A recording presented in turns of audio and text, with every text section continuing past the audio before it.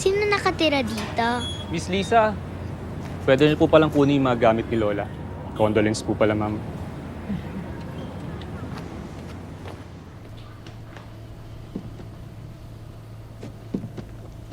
Ma?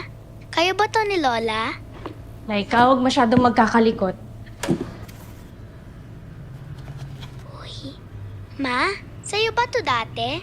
Akin na lang?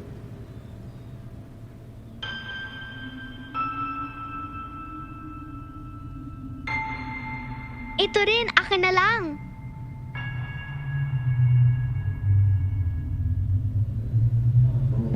Ma? Ito ka muna, anak.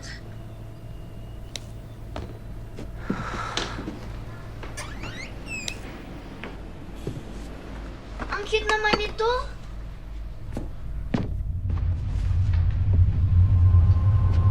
Ang ganda-ganda talaga nito, Ma. Akin na lang din, ah. Please. Hubarin mo na. Hubarin mo na. Hubarin mo na.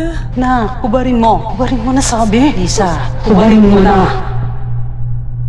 Hubarin mo na. Hubarin mo na.